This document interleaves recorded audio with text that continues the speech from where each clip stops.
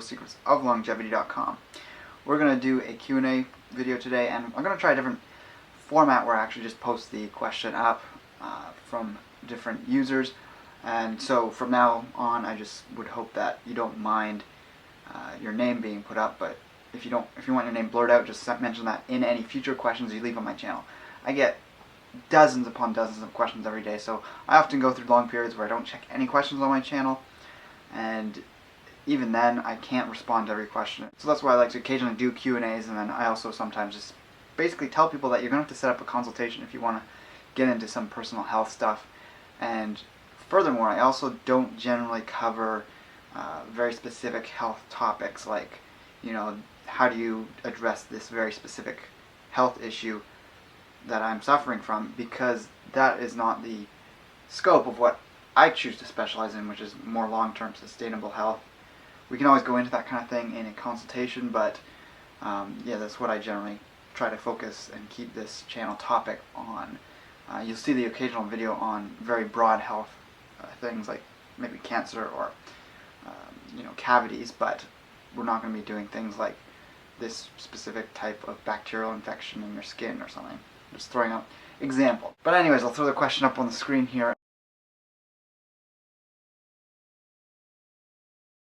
And it's about how did magic mushrooms contribute to my beginnings into looking into longevity, and I'm assuming health in general, because I didn't just wake up one day and say, oh, I'm going to start researching longevity. No, I really actually got into health first, very general health type concepts, more from the Eastern standpoint, Eastern philosophy, Taoism, Ayurveda, and that originally came out of my interest in yoga.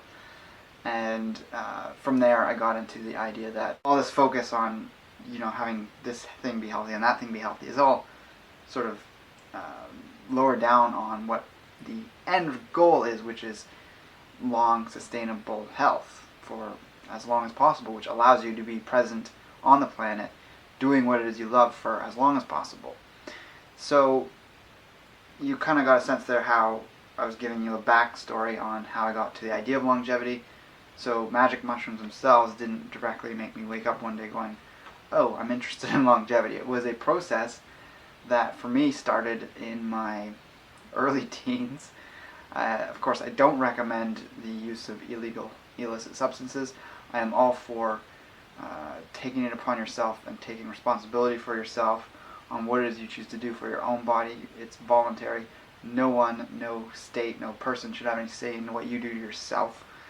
That being said, I have to give out the disclaimer just for those who might blindly follow what I'm saying. So anyone with the slightest amount of reasonable thought and who has looked at this topic in any depth and doesn't come from a strong religious or social bias of some kind, they usually understand that psychedelic plant substances are in a completely different class of drugs than more narcotic, hard, addictive drugs that is by and large the focus of the war on drugs in North America. So I'm not going to get into all the health benefits of these things. I've probably covered it in slight ways in my video I did within the last year called The Poison Path. I'll link to it here. And that's a video where I get into this risque topic of drugs or mind-altering foods and plants and things that we've always had in our cultures, we've always had in our diet, and they play a key role both in health and also just consciousness. So giving us sometimes the ability to go into a different frame of mind that gives us more perspective on our life, on a specific circumstance. I think that in and of itself can be very healthy, because we can sometimes have a swift kick in the arse to get something that's happening in our life back in shape, or it might help us in releasing some old wounds or emotional traumas through a different perspective. The list goes on and on. It can be extremely cathartic, the things that are available to us from these different states, whether you approach it through substances or through meditative means. They're all valid. I definitely don't think dependence on any one method is ideal. I also don't think it's necessary that you do any one of these things, but if you have an extreme aversion to it, or you think something is bad within this scope of things, that's something I definitely recommend looking into and seeing why you feel that way. Now, magic mushrooms themselves, I was doing them when I was 15. That's quite young. I don't recommend people that young doing them because it can be a very shocking thing. I did a lot of different things at a very young age. Won't get into, but it was what it was. It was partly a reaction to whatever stuff I had going on as a youth, growing up as a teenager. It wasn't rebellion per se, but it was pining for something bigger, something that I didn't have, that I was lacking in terms of spiritual quality, mystical quality that I'd been searching for as a younger teenager. And suffice to say, I got it. It came at me full on, and it was very overwhelming at many times. And it actually caused me, once I reached a certain point, to completely stop doing everything that I was doing, more than just mushrooms. And I took a long stretch of time where I didn't touch anything, not even alcohol, once in a very blue moon. It wasn't until a couple of years ago that I began to reintroduce various types of mind-altering substances, ranging from alcohol to the occasional organic additive-free tobacco, to the occasional use of salvia, to the occasional use of even mushrooms.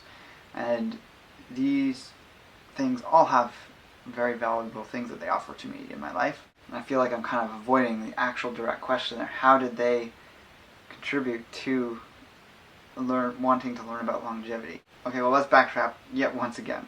I was very young, 12, 13, and I was starting to get interested in Eastern spirituality. It was a slow start, but by the age of 13, I was actually taking yoga classes.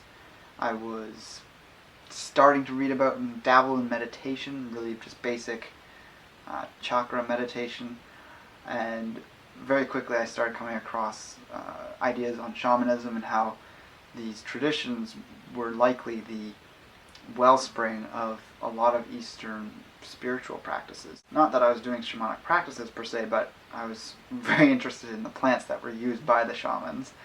And yeah, I just got my hands on things at various points and began some self-exploration. Now, so many experiences defy explanation. If you know anything about psychedelics, it's like we go through our day-to-day life with a filter on that allows us to function and operate in this alpha brainwave state, or beta brainwave state most predominantly, but sometimes we go into more alpha state if we're being creative or relaxed.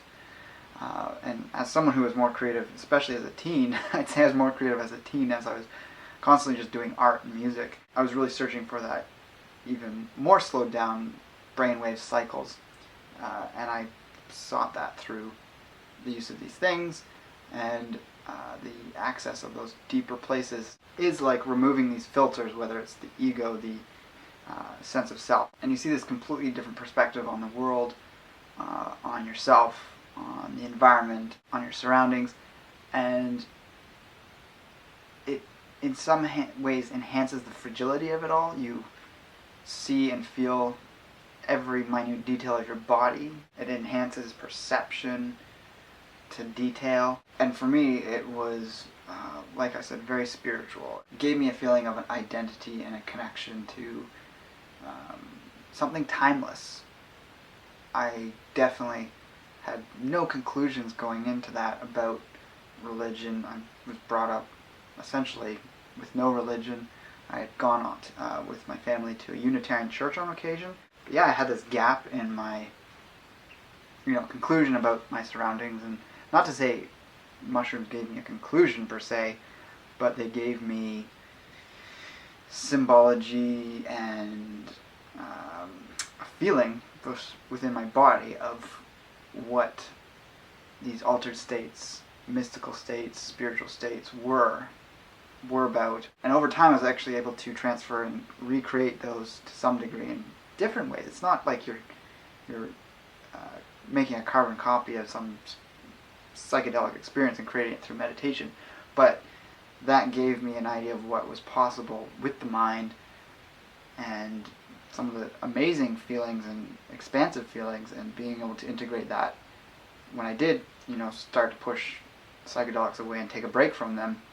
I was very devoted to meditation and yoga and even martial arts at times, and I was able to, create this very calm demeanor. I developed all these tools for myself in a mental way that I think have been the most important thing when it comes to when I got into longevity. Definitely one of my first exposures to this concept of longevity was through some of the ancient traditions which talked about spiritual immortality. And if you look at the Taoists, they talk about, there's a certain refinement of ourselves that is immortal, it's timeless.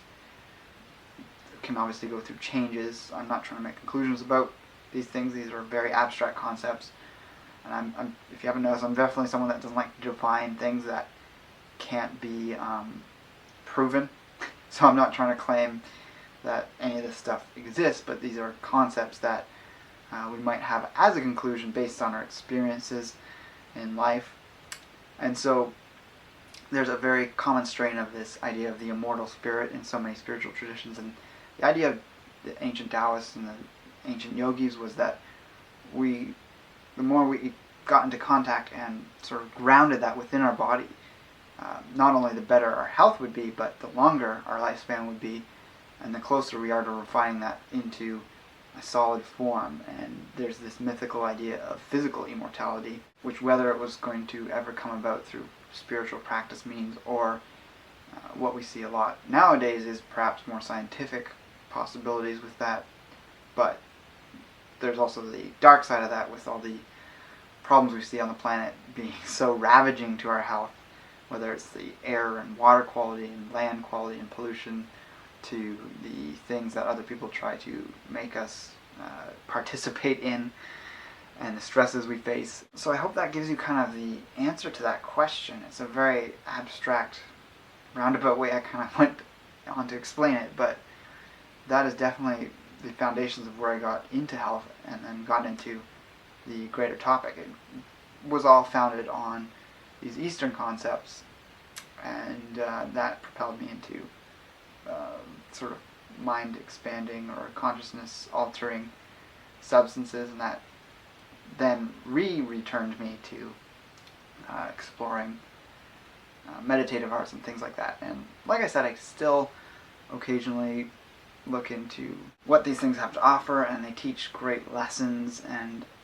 they're definitely not something to be downplayed or dismissed as things that cause delusions or mess with people's brain chemistry for long periods of time. And I think changes in perception on life, on the universe, on oneself are some of the biggest rewards that come from not only just magic mushrooms, but a whole wide range of various psychedelic substances. So let me know what you think of this video in the comments below. Like, favorite, or share the video if you feel so inclined. And with that, I'll talk to you next time. Take care and embrace life without limits.